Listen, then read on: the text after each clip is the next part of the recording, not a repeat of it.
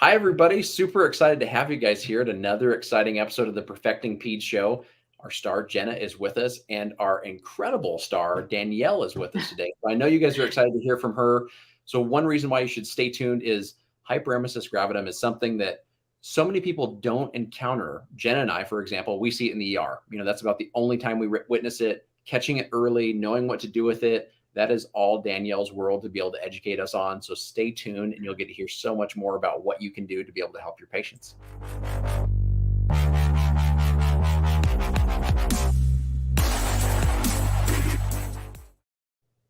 All right. Well, wanted to do quick intros for us. And Danielle, I feel like I've run across you several times. Jenna told me you're going to be on the show today. I was super excited. You were doing some work with another technology company back when I first encountered you, which I thought was so interesting. We're doing that. But so those were the world crossing pieces. But today we're talking about something that is an extra level of expertise for you. So if you would, for Jen and I, can you please introduce yourself to the folks that may not have come across you? Absolutely. Kevin, Jenna, thank you so much for having me on today. This is my life's work, my passion. I didn't know it though till later in life. So I'm Dr. Danielle Plummer, pharmacist and now certified doula. I live in Las Vegas, Nevada, and I actually work in many different areas of pharmacy. So this is something that no matter where I go, this always comes back to me. So I had 3 pregnancies where I was incredibly, incredibly ill. Was a Marine Corps spouse at the time. So one was born in New Hampshire, one in Okinawa, Japan, one in Rota, Spain. And it didn't matter where I was stationed or what doctor I was seeing. And actually, the last 2 times had doctors who really did care.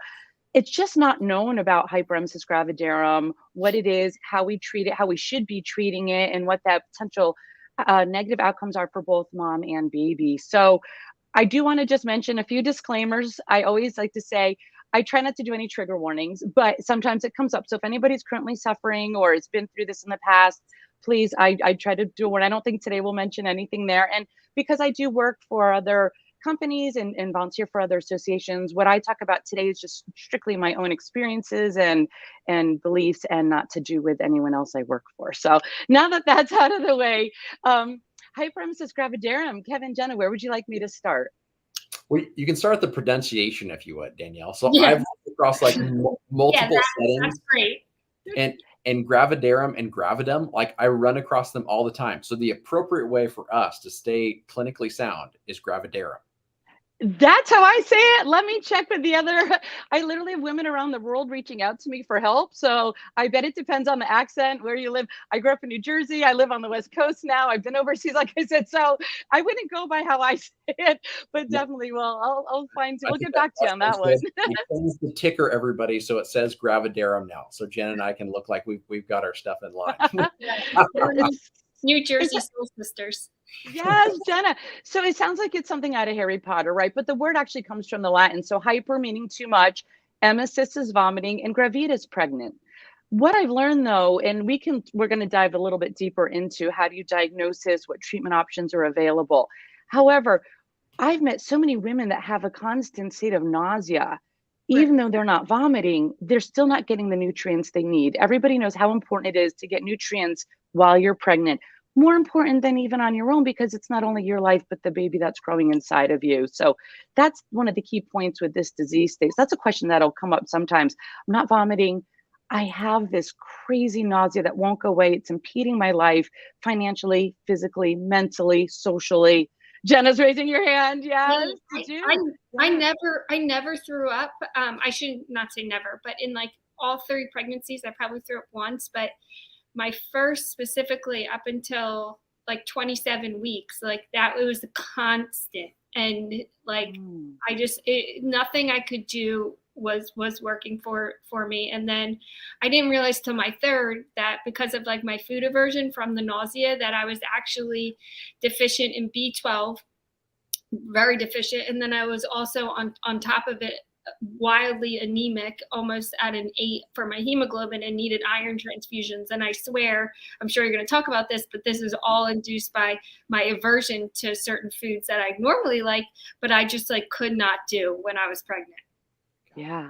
And when you look at iron, we can talk about another, when you look at iron's connection with calcium, with vitamin C, with other vitamins, with all your B vitamins, and other depletions that are happening, being hypovolemic, this happens. So that was not actually where I was going to start this conversation today, but we were talking about the name itself, literally extreme vomiting, right? But it's more than that. So if you Google it, it's going to tell you about 2% of pregnancies.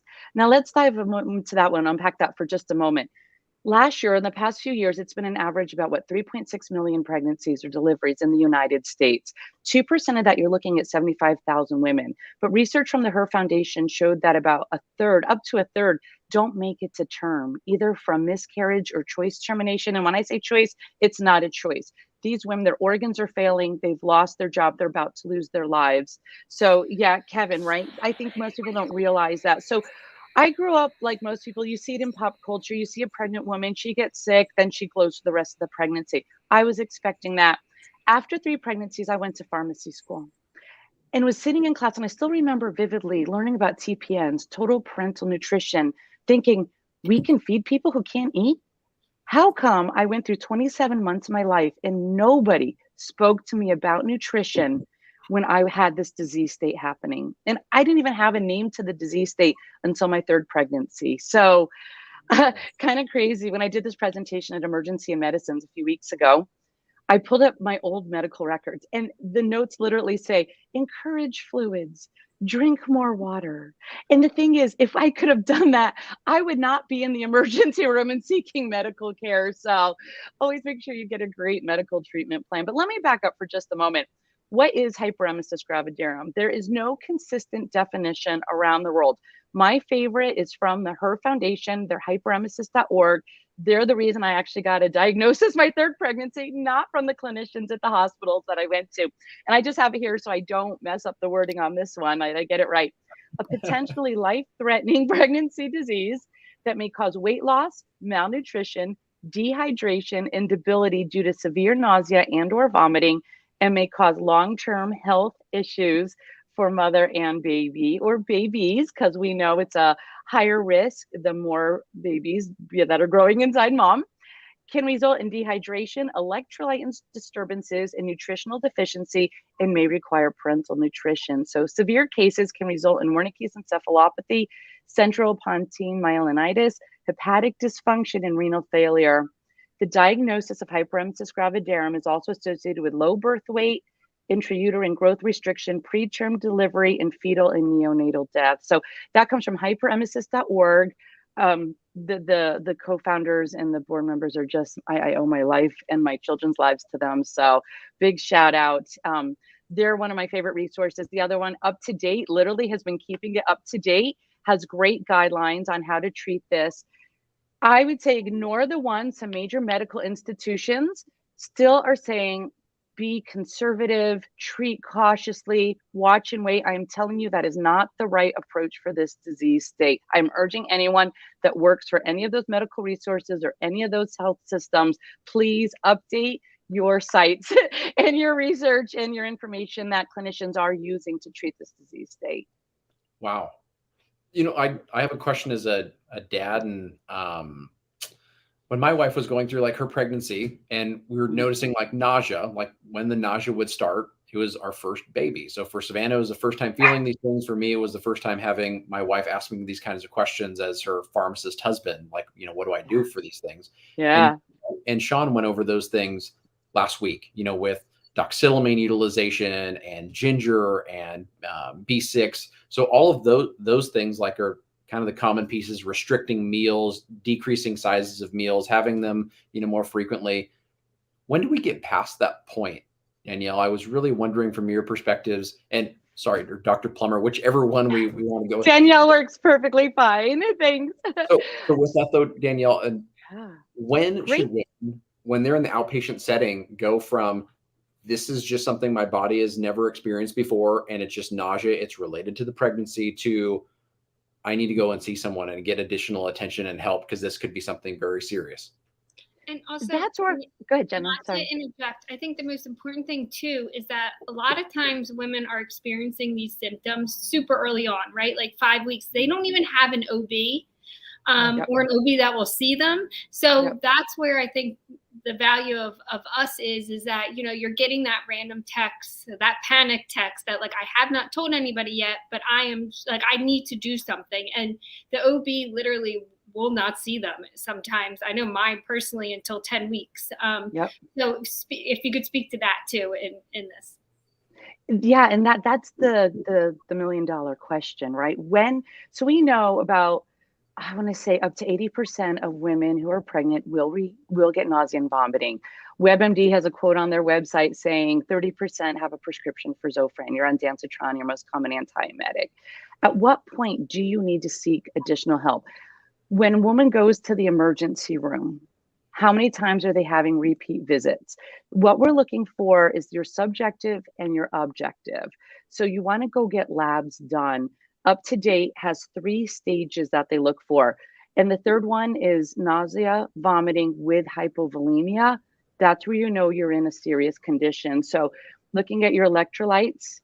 And it's interesting, Jenna, you mentioned being that low iron, your hemoglobin at 8. If we had any other disease state with a hemoglobin at 8, oh my gosh, you know, the alarm, the bells and whistles would be ringing and dinging.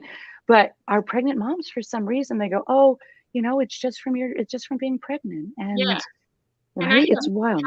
To get those IV iron infusions. They told me to take an oral supplement like of iron every other day and give it time. And I'm like, you don't understand. I can't function or think. Like I had a fight, and that was like my ferritin's lower than 10. Like somebody needs to help me.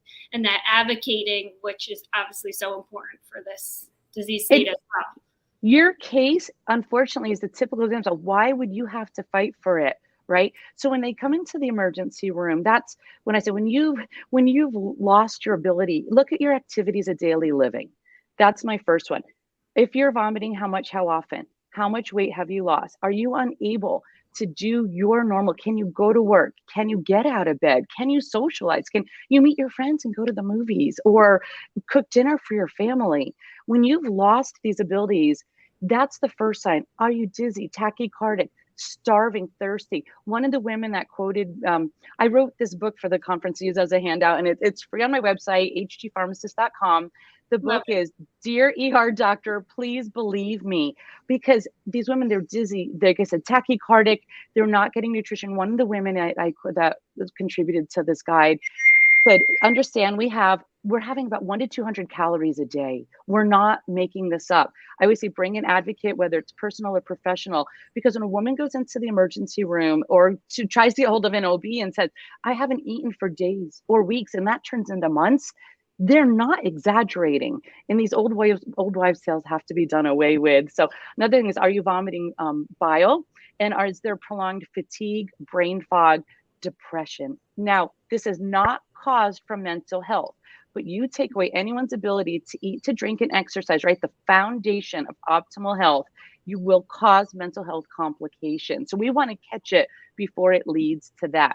How do you catch it? You're going to get lab results. I have women tell me all the time, they told me there's no ketones in my urine, so therefore I don't have it.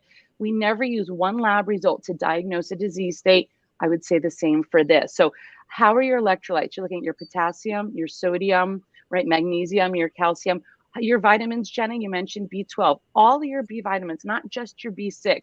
We know folic acid, or more importantly, folate, will prevent birth defects. Those first 9 weeks till the heart, the palate are formed, we need to tie that in. Thiamine, just like we do with all our alcoholics coming into the emergency room, we immediately get them thiamine to prevent Wernicke's encephalopathy.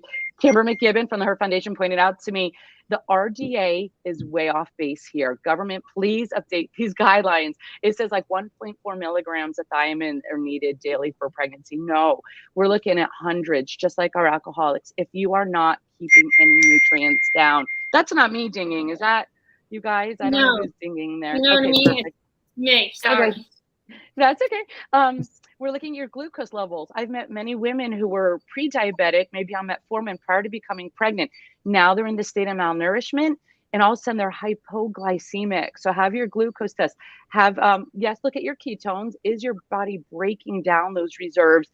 Thyroid antibodies, this is really interesting because thyroid is the same alpha subsite on the thyroid that HCG binds to. So it can throw your thyroid levels off. Now, do you need to treat this? That's going to be up to you and your clinician, not for an emergency medicine doctor, but pay attention and guide that as well.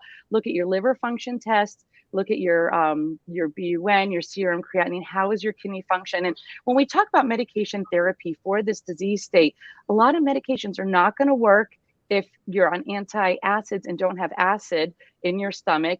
We talked about, you mentioned, diclegis, Bonjesta. Those aren't even going to work if they're enteric coated and you're on antacids. Or if you're dehydrated, all of your meds for constipation, unless they're a rectal route, if you're taking oral meds for constipation, either they're not staying down or you don't have the hydration, they're not going to work. And then if you add a med, say like scopolamine, like we do for our motion sickness and on cruise ships, if you're dehydrated, you're going to have more adverse effects than you are positive ones. So anticholinergic. Your anticholinergics, that whole drug with dehydration, right? Wow. I do want to point out something really, really important. The cause of this. What do you guys know? This is amazing to me. What does everyone say is the cause of nausea and vomiting in pregnancy? I thought it was your elevated HCG levels.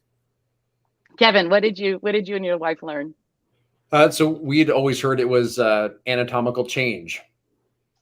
Lovely. It's right. HCG may or may not play into it. We do know women with multiple, if you have twins or triplets, they have higher levels, maybe higher levels of nausea and vomiting.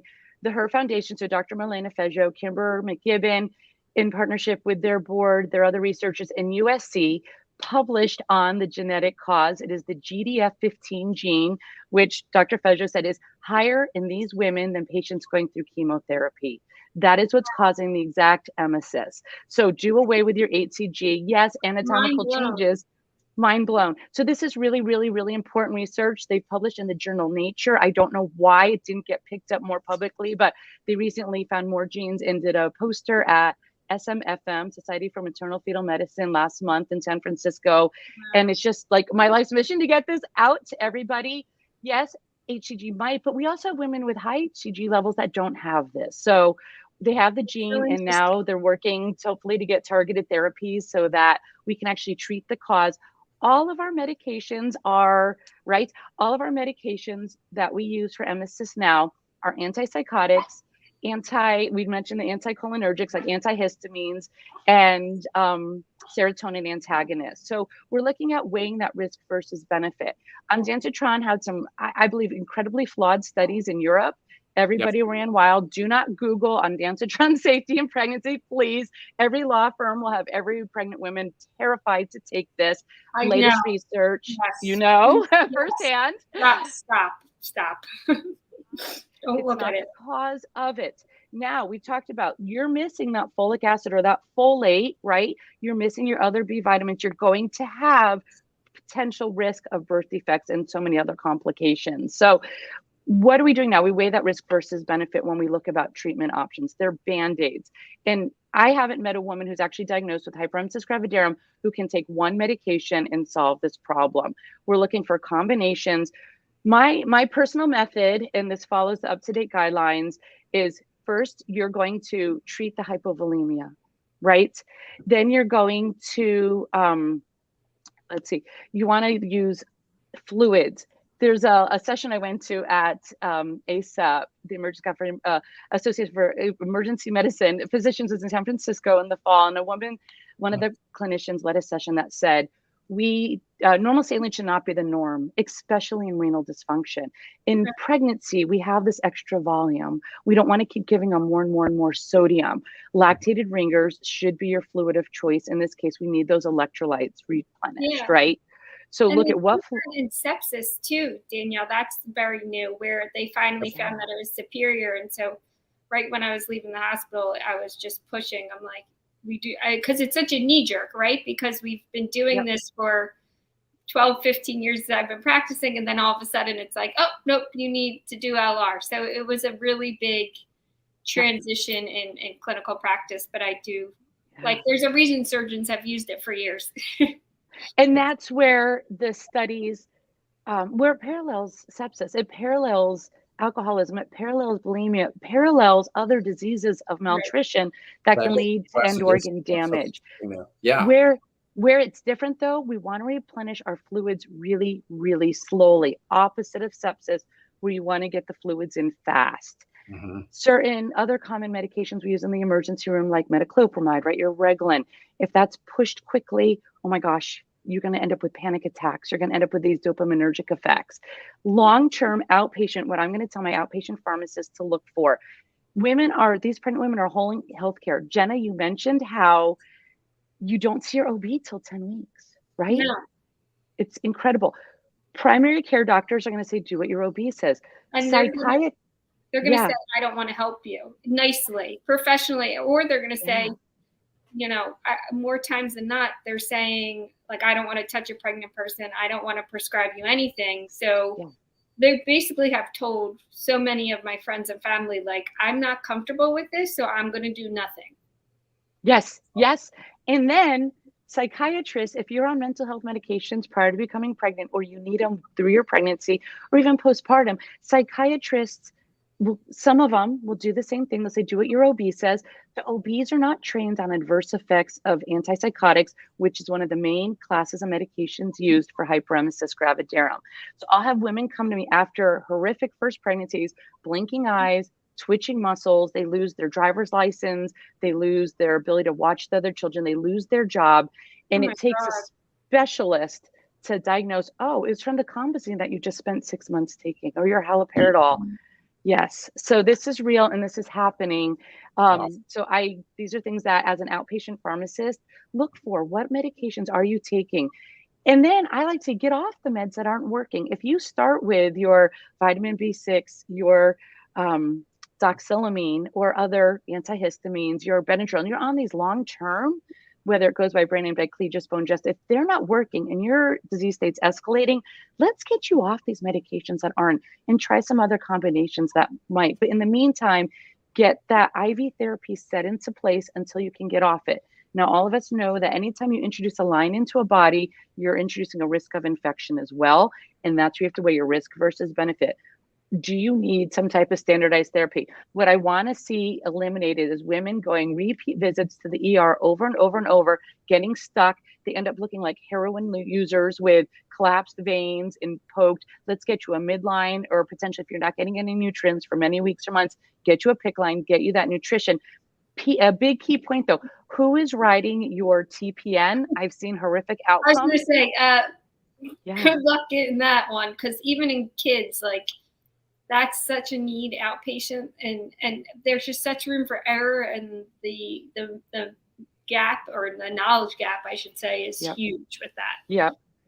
If anyone's watching and interested, I know Aspen, one of my colleagues is like, Aspen in partnership with APHA has a certification program, and this is like where our future's headed, because we have now I live in Las Vegas. We have hangover clinics everywhere, right? You can get your electrolytes, you can get your Zofran, they'll come right to you. I need insurances to start covering this, because it's so hard for these moms. They don't want to be in the emergency room. They're not contagious, and they don't want to put themselves at risk for contagious diseases as well. So let's get a nice therapy set in place to prevent it from escalating early on. Oh my gosh, I could go on and on all day about this. I know we're at the top of the hour. I think pharmacists could totally drive something like this. Like, I'm thinking of, as my wheels are spinning, like it could be like a collaborative practice agreement, and we could do really literally drive almost everything from prescribing, to working with like case management and everything. This would be a really amazing service. Yeah, and I do have that with my consulting service as well available. So super excited. Pharmacogenetics. I missed the key point. Pharmacogenetics. I'm going to say it over and over and over. Everybody should have a pharmacogenetic test done. I need insurances to start covering the cost of this test. It is incredible. So first, we're going to look at our MTHFR gene mutations. Now, that is not directly related to hyperemesis gravidarum, but you want to know if you should be getting the prenatal vitamins that have folate, or the L-methylfolate form of it, and not folic acid, too much folic acid, right? If it's not metabolizing, you're going to get that homocysteine levels, can cause other problems. We want to make sure we get the right form for our body. Secondly, all our antiemetics, like I said, antipsychotics, antihistamines, serotonin antagonists, they're all cytochrome P450 or ABCB1 gene variations. Women all the time will try on Dancitron. My own personal ones, I have a variation. It does not work for me. It's that P glycoprotein. It's going to go to try to cross my blood-brain barrier, turn around, get spit back out like a revolving door. It's not going to be working in the gut to stop that serotonin that's causing that extreme emesis. So that's a big one. Our proton pump inhibitors all have cytochrome P450 genetic variations. If you're looking at which proton pump inhibitor to take, or your H2RA, right now we just have famotidine out there. They all have pharmacogenetic variations. Find out which one is right for you. When women are prescribed on Dancitron, they tell their doctors it is not working. They are not believed historically. Hopefully this is changing. When I can do a test on a woman, she can bring it to her doctor and say, look, it's in black and white. I have a genetic variation that this does not have effectiveness in me. Or maybe I end up with too much and now I'm at risk for QT prolongation or that severe constipation. And if I'm dehydrated, those meds aren't working for me, right? We don't want to give fiber to a hyperemesis gravidarum mom who's dehydrated. It's going to cause so much pain. So wow. Yes, pharmacogenetics, please, everybody, advocate for your insurance to cover this test or work with a lab that somehow has partnerships going on. Jenna, I could go on all day. What else would you like to know before we wrap it up? We could do like talk for 2 or 4 hours because my on this. That'd be fantastic. Now, but the main takeaways, Danielle, I wanted to get, Jenna, is so you'd already mentioned pharmacogenetics. Like we need to find a way to use pharmacogenomics inside of this. We are seeing the phenotypic, genotypic representation that makes sense across the spread. You also mentioned be able to start on some of those, typical antiemetic processes, and then notice that if things are just continually getting worse, that there could be something else at play. And that is when to go in and get an extensive laboratory evaluation to see exactly what needs to be done. On the pharmacist side, what would you have them do with the conversations of, let's say dad's coming in to pick up a prescription. They haven't seen mom for a while, or they know that there's a pregnancy or baby on the way. What are the things that we can do better to be able to have conversations with our second time, third time expecting mothers more often to be able to make sure that they're being taken care of if hyperemesis gravidarum is part of their equation? I didn't mention, we want to do a differential diagnosis, not outpatient as a pharmacy, but say, hey, your nausea and vomiting is escalating, it's worse. Let's catch this early on and make sure it is just that from the excessive GDF15 gene and not something else. There's these signs and symptoms overlap with so many other disease states. We want to prevent miscarriage. I had a mom recently tell me, and she's actually a pharmacist as well, and she was at a conference and I met her and she's like, I had 3 miscarriages and everyone told me, oh, it was just meant to be. She's like, no, we just don't have the science to figure out. And we're getting that science. And there was, and I'm trying not to plug anybody, but it was a Xarelto rep that found out, if you look at, we can reach out to them if anyone's interested, but there's certain genetic variations. We have these bleeding disorders. And if you get them on Xarelto early, you're going to prevent that miscarriage. Like there's so much else out there. So as a pharmacist, just say, hey, just make sure it's just not your normal, typical nausea. Look at your quality of life. Are you depleting it? There should be no such thing as pregnancy brain, pregnancy fog. No, it's because we're malnourished. Our electrolytes are depleted. Our nutrients are depleted. Let's get those corrected. And I always like to say, share the Her Foundation resources, hyperemesis.org, and reach out to any of us. Reach out to me, hgpharmacist.com, for more resources if you want any personalized medication plans set up.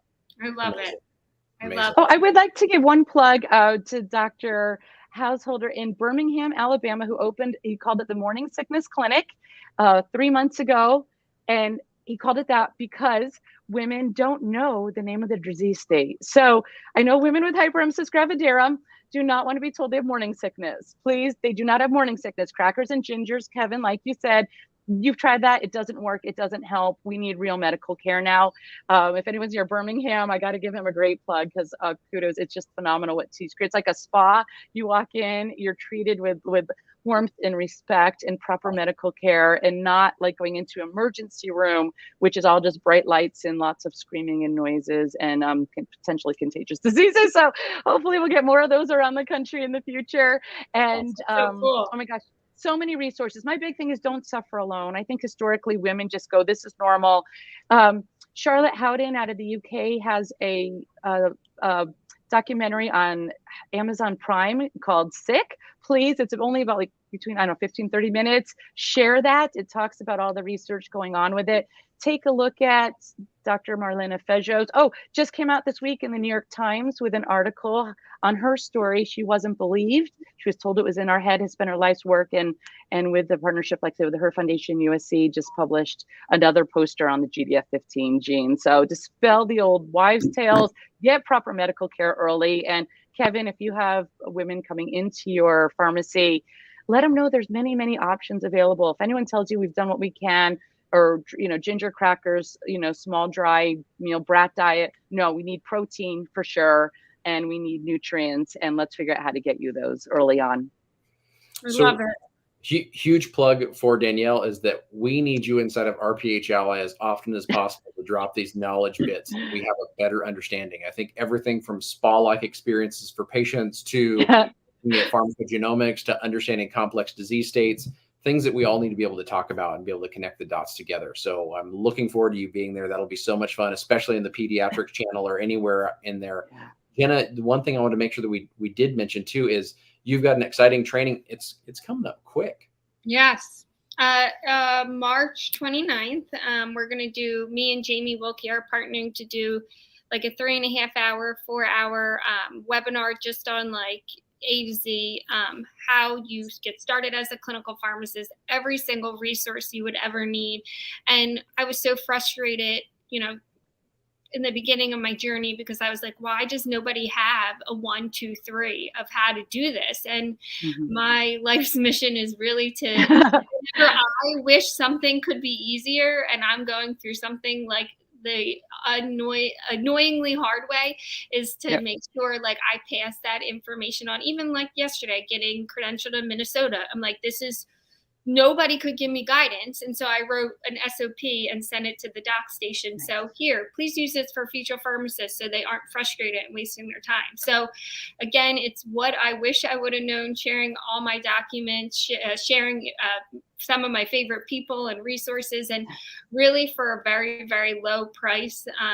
What I spend, honestly, tens of thousands of dollars to really get these resources is to share them at a low price. And then hopefully other pharmacists can make impactful changes as a clinical pharmacist in our non-traditional spaces. And so that's everywhere from intervention tracking to research to, you know, the documents you would need legally. And again, it's going to give you that stepwise approach that I wish somebody had. I'm just doing it one time. I'm doing a brain dump. We're going to then just use those clippings and turn them into little like mini webinars.